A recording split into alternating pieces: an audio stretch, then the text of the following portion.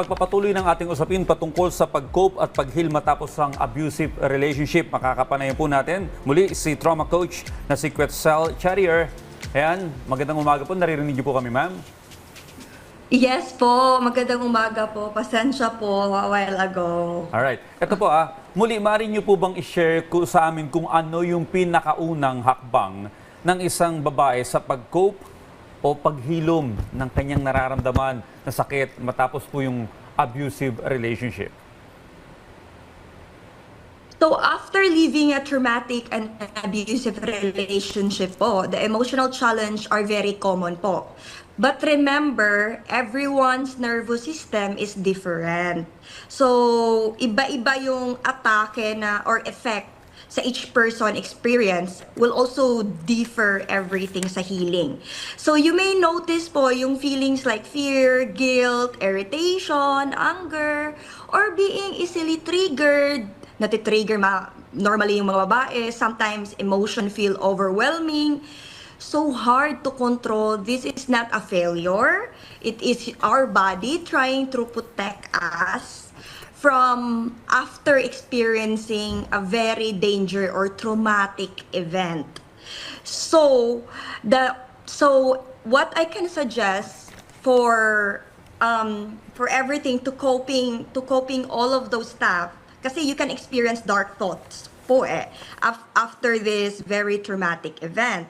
You can also feel hopelessness. So the coping mechanism of all of this can go in human brain might go like they wanted to go out, hang out, drink or something. Well, that's completely fine, but it will affect in future. It will be in danger.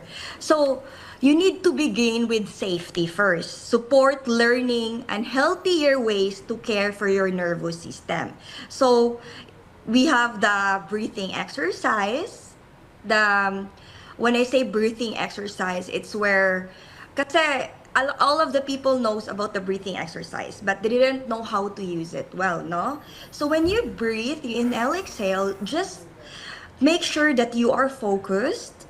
And kasi pag inhale, exhale mo, and may parang shallow yung pag inhale, exhale mo, it means that you are undergoing stress. So, yung goal mo dito is focus yung mind and body mo. For you to be able to go beyond deeper in your subconscious mind. Because in human creature, in human brain, we have two types of brain. The conscious and unconscious mind. And 10% of human brain are the conscious mind and 90% of it is the subconscious mind. So, dyan, yung dalawa na yon yung aatakihin natin for the healing. So when you inhale, exhale, until naman normalize mo na safe, you're feeling safe na, then you start asking yourself, how am I feeling right now? Since when did I start feeling this kind of pain? How long? How heavy is this baggage that I am carrying right now? So, para siyang meditation, and you can start walking in the nature and all. And the most important thing po is ask for help. Professional help po ha. And if they cannot afford professional help, we always have a government hotline po that they can always call 24/7. Well, Coach, paano naman nakakatulong yung self-care at saka yung boundary setting sa proseso ng healing? Well, self-care and healthy boundaries play a powerful role in healing po. They help your nervous system feel safer, more stable, and less overwhelmed. Setting boundaries po teaches your body that you are no longer in danger. You are no longer living in a survival mood.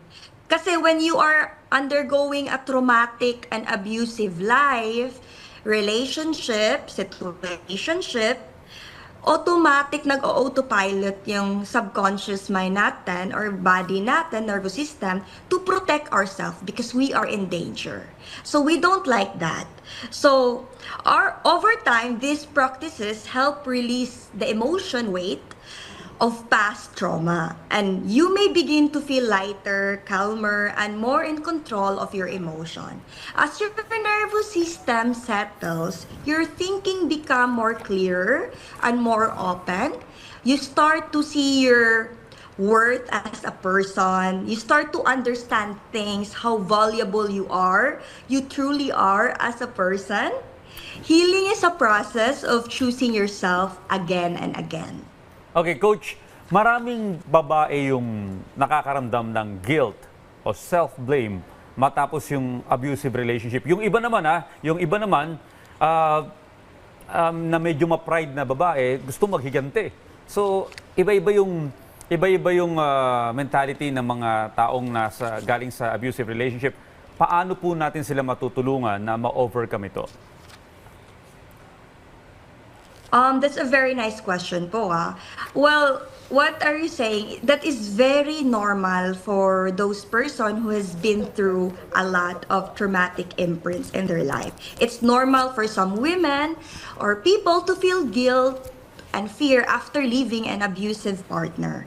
These are not sign of weakness po. They are response from a nervous system that is still learning to feel safe again.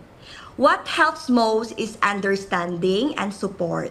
What you've been through was not easy. What they've been through was never easy. Living alone is already an act of courage. So salute to all the women who managed to go out in that very traumatic and abusive relationship or situationship. Practice gentle grounding, like breath work, as what I mentioned a while ago. When you feel overwhelmed, remind yourself that I am here and I am safe now. Slowly begin to reconnect with yourself. What do I want now? What kind of future do I see myself? Give yourself some space. Go outside, take walks, and allow your body to experience a safer environment. But try not to isolate yourself because that's very dangerous. In healing, also, we need connection. Take time to rediscover who you are. That's very, very important po. And it's common to feel like you lost your identity during those traumatic event po. But in the relationship, but it's completely okay because you are finding your way back. And by finding your way back, healing takes time again, but you are already in the right path po. Well, para po sa ating mga nanonood na kasalukuyang pong nasa isang abusive relationship, ano po ang inyong karagdagang payo na maibibigay po ninyo sa kanila, Coach? Well, the thing that I could advise sa mga taong kasalukuyan in an abusive relationship, if you feel like you cannot leave right now, please hear this with care. Pause gently. Ask yourself, is this the life I truly want? Am I safe? Am I at peace? If the answer is no, then that feelings matter. Wanting something better for yourself is not weakness, it is a strength. Living is not easy, I know that po. Everybody knows that po, and we completely understand you po. Especially when there is deep attachment involved. Sometimes what feels like love can actually be a trauma bond. And attachment that keeps you connected even when your body is already signaling pain, danger, your body often knows that truth. Kaya nga sometimes I always suggest to my client na always listen what your body says. If you feel constant fear, confusion, or hurt, listen to those signals because that is red flag. Choosing to live is not giving up. It is an act of bravery and self-respect. And if you are not ready yet, that's completely okay and fine. Awareness, it is the first step. You deserve safety, respect, real love, not pain, and that feels like attachment. Ayan, maraming salamat po, Coach Quetzal Charrier, sa pagbabahagi ng inyong kalaman at Thank you. gabay para sa ating mga ka-RSP. Thank you, Coach.